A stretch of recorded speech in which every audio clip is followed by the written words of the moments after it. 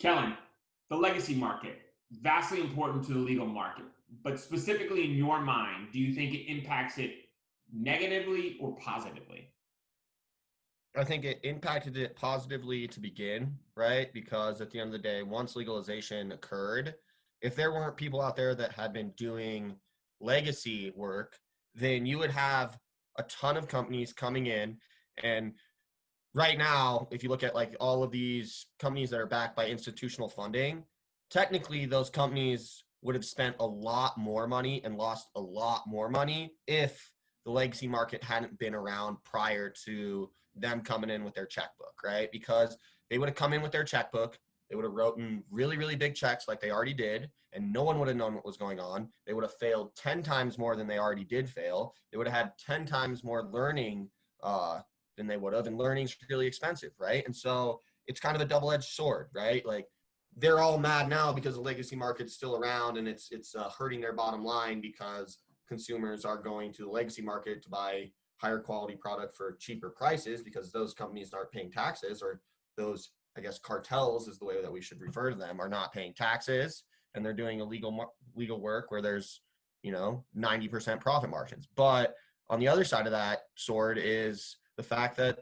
the company that's legal now that paid all their licenses had to hire someone who was working in the legacy market prior, and that person got the opportunity to come work in a legal space with legal money and build a legal company, right? But that company is only functioning because of what that individual learned in the legacy market. And so it's a really sticky conversation, if you will, and there's definitely opinions on both sides. I think early on, the legacy market was very, very important to the industry.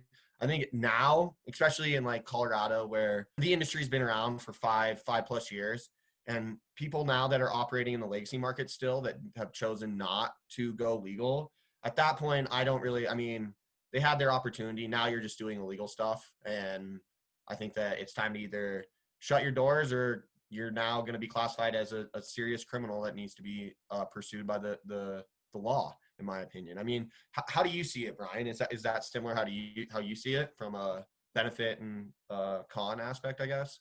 I think that's a really strong underappreciated point that learning is expensive. And when these large scale investors write their checkbooks for somebody with experience and they have to dabble the understanding that if somebody writes 8+ years growing experience, good chance they grew up in the legacy market learning. And I think if you're an institutional investor, you're kind of delicately balancing that line with like, I want to run a legal operation, but I need people with experience.